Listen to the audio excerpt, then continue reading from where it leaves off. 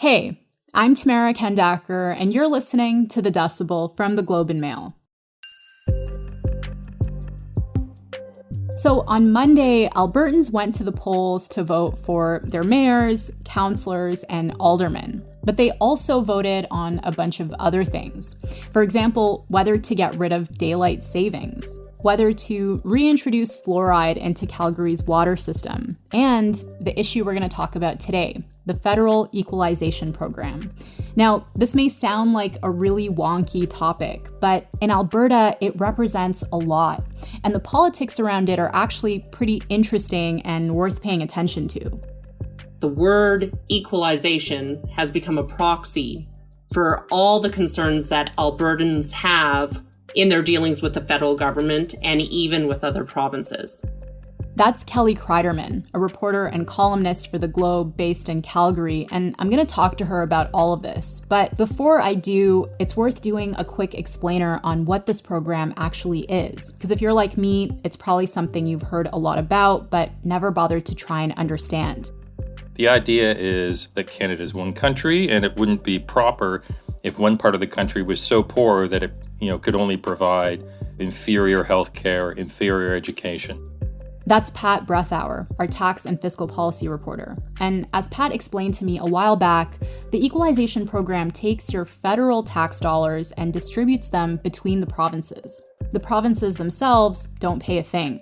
So when people talk about, British Columbians or Albertans, or Ontario is giving money to Quebec, or Alberta is giving money to Quebec, or Alberta is giving money to somebody else, it's not true. Alberta, the province, is giving exactly $0 to other provinces. So the purpose of the Equalization program is to sort of establish an average level of what's called fiscal capacity, and then make sure that no province is below that by the federal government sort of topping them up.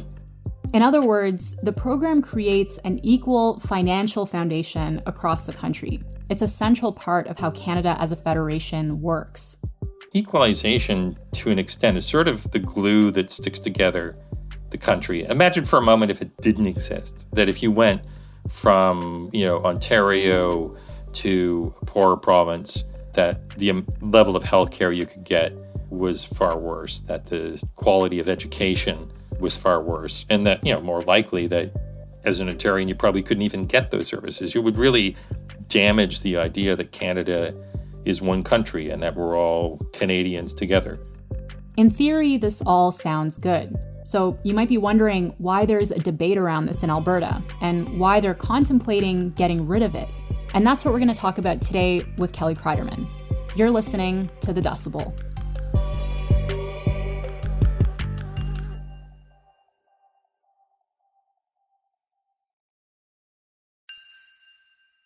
Hi, Kelly. Thanks so much for doing this. Hi. So, Kelly, just to start off, the exact question that Albertans were asked about equalization on Monday was, quotes, should Section 36(2) of the Constitution Act 1982, Parliament and the Government of Canada's commitment to the principle of making equalization payments, be removed from the Constitution, unquote. So that is a mouthful, but what they're asking is, should the section on equalization in the Constitution be removed? So if people vote yes in response to this question, does that mean that section can actually be scrapped or eliminated from the Constitution? Short answer is no. An Alberta vote is not going to remove anything from the Constitution. So what then is the significance of this vote?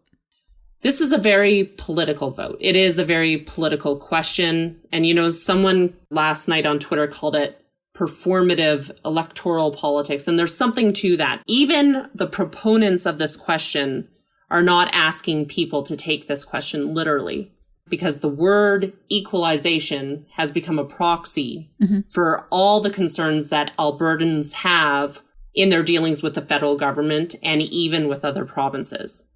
So the question is about whether Alberta, through asking a question like this, can gain some leverage in its discussions with the federal government to discuss not only the issue of equalization, but other federal programs like fiscal stabilization, like health transfers, like energy policy. It is much broader than the question that's being asked here. And is this vote binding in any way at all? No, it's not. There are other referendums that are binding because it has to do with a power that the provincial government actually has. The provincial government, in this case, of course, doesn't have the power to change the Constitution. There are some constitutional experts who have said a referendum question like this could lead to a resolution in the provincial legislature, which could force discussions with the federal government and other provinces on constitutional issues. Mm-hmm. But there is legal debate about all of this. So we're talking on Tuesday afternoon, and what do we know so far about the results of the vote? So we know the results of the vote generally swayed that people in Alberta voted yes, and yes to removing this from the Constitution. And right now, we do not have the official results from Elections Alberta. We have the results from the municipalities who have decided to release those results. We have results from Calgary, Grand Prairie, Lethbridge, Medicine Hat. We do not, notably, have the results from Edmonton. And I was talking to Edmonton city officials this morning. They said they decided this is a provincial issue. It's not theirs to release. So they are giving the results of the vote in Edmonton to Elections Alberta and letting Elections Alberta release that next week. Interesting. And of course, that's significant because Edmonton is a huge part of the population of Alberta, and also polls prior to this referendum showed that Edmonton would generally vote against this referendum question. So Edmonton could have a big effect on the eventual results. The results that we're hearing about so far, like these unofficial results that are coming out from some of the municipalities like Calgary and Lethbridge and Medicine Hat, those results show that people are voting in favor of removing this from the Constitution. Yes, that is correct. By varying degrees, up from middle 50s up higher. Mm-hmm. And, there was a really interesting tweet from Jason Kenney last night, Monday night. He said, finally, thank you to all the Albertans who said yes to a fair deal from Ottawa tonight. I am hopeful that we will have a clear mandate to pursue fairness in Confederation once the results are made official on October 26th. So what exactly is the problem with the current equalization formula, according to people in Alberta who want to change it? One of the criticisms of the yes side for equalization is there hasn't been a clear articulation of what they want. And this has only really become an issue because there is unhappiness in Alberta that while the federal government and other parts of Canada are happy to receive the revenues that come from producing oil and gas, they're not happy to have pipelines cross their territory.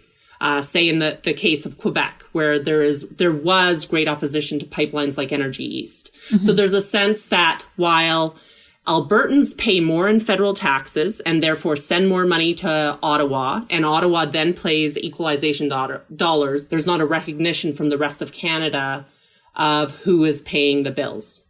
That drives a lot of it. And equalization, I should note, is just one part of that. And equalization is a federal program. Of course, the federal government makes the decisions about how it spends federal tax dollars. But is that a fair interpretation of the equalization program? Is it accurate? What would Jason Kenney's opponents say about that framing? They would say that the advocates for having this kind of debate about equalization make it sound like it's a transfer of dollars from the Alberta provincial government mm-hmm. to other provinces, which the equalization program is not. It isn't. And it's often thought in those terms that, it's just Alberta giving this chunk of money to Quebec or to the Atlantic provinces. It doesn't work that way, of course. It is the fact that Albertans who are working have higher than average incomes, therefore pay more taxes. More money comes from Alberta that goes to federal coffers, and therefore the federal government makes a decision on the parameters of equalization and pays that money out. And of course, equalization being the program that is supposed to give every province in Canada roughly equal health and education services. So there isn't great disparity across the country.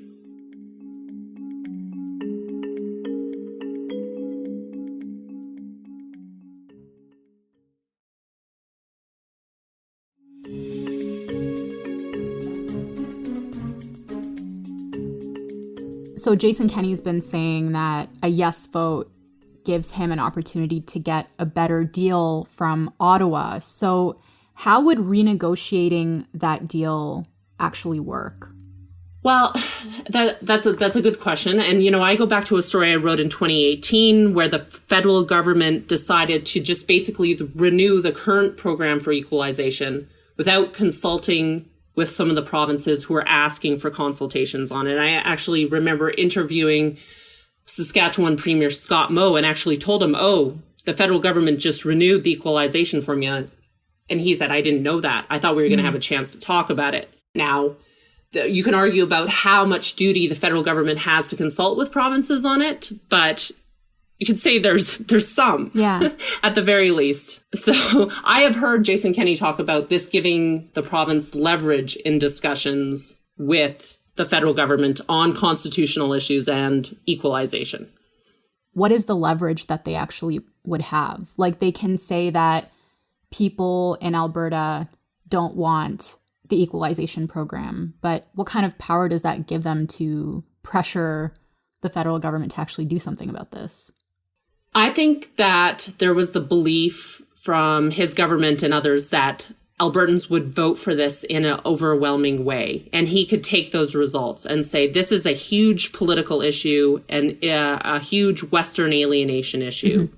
And if you don't address it, there are going to be problems. I think that was the original intent of having a referendum question on equalization.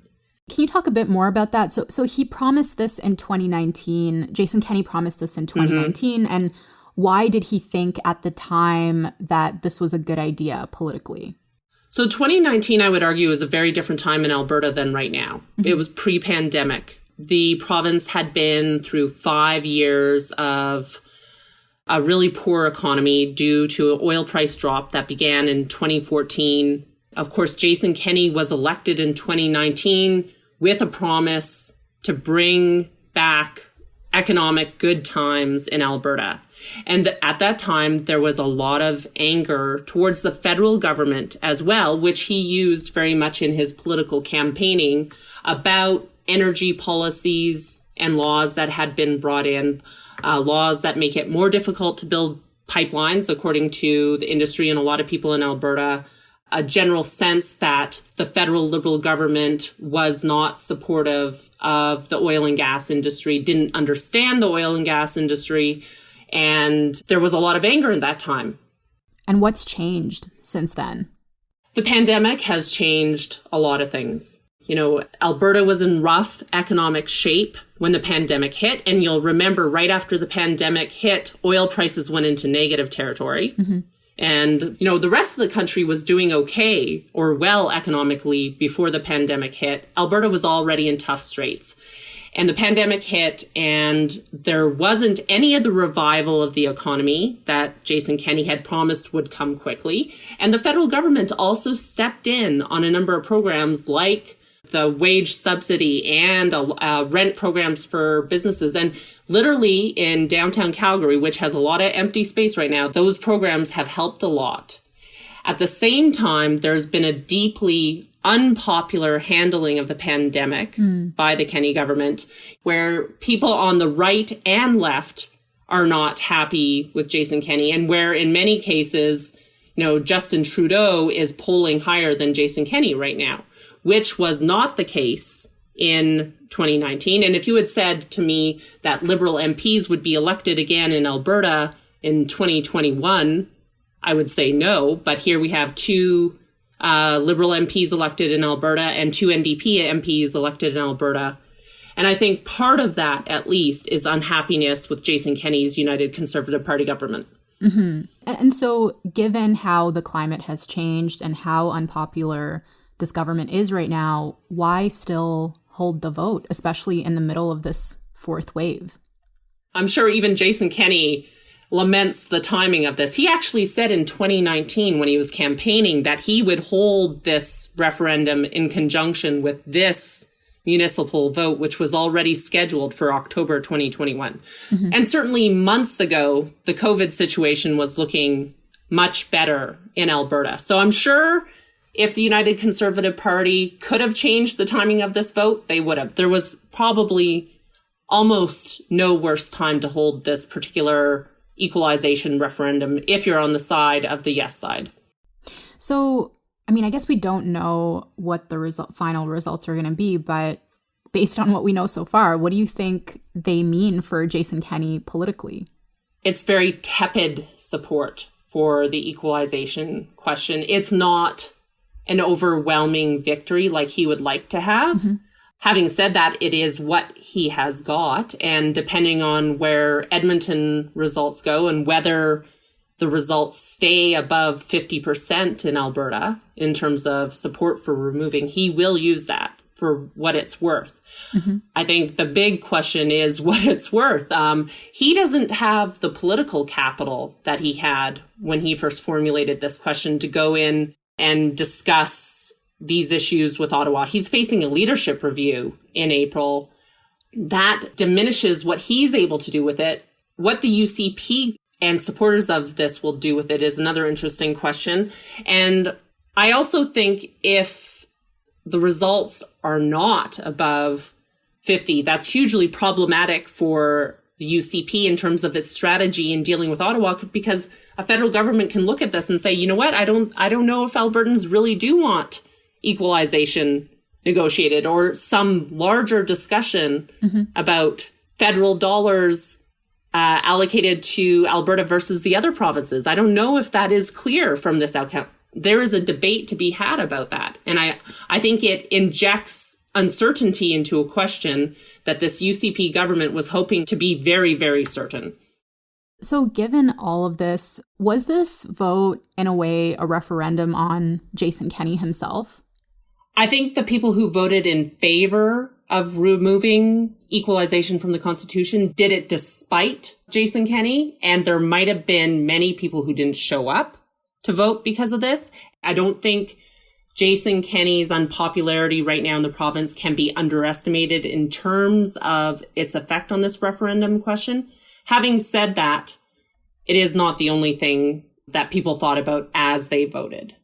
So the equalization program is going through its renewal process in March of 2024. So what do you think Alberta should focus on when it comes time for the federal government to consult with the provinces on equalization? Well, I would say, first of all, there's a question of whether the federal government consults on equalization. But assuming that they do, I think Alberta has to bring to the table like a series of concrete and clear reforms that it would like to see to make the program better. And to be clear about that rather than just rejecting the vibe of equalization. Right. Okay, Kelly, thank you so much for explaining all of this to us. Really appreciate it. Thank you so much. That's it for today. I'm Tamara Kendacker. Our producers are Madeline White, Cheryl Sutherland, and Kasia Mihailovich. Michal Stein helped produce this episode. David Crosby edits the show, and Angela Pacenza is our executive editor. Thank you so much to Kelly Cryderman. You can find her on Twitter at Kelly Cryderman. Also, a quick shout out to Pat Breathauer for his explanation of what equalization is. Pat writes a regular newsletter called Tax and Spend, which you can find at theglobeandmail.com. If you want to reach us, you can email us at thedecibel@globeandmail.com. If you want to reach me, I'm on Twitter at Anima_TK. Thank you so much for listening, and I'll talk to you tomorrow.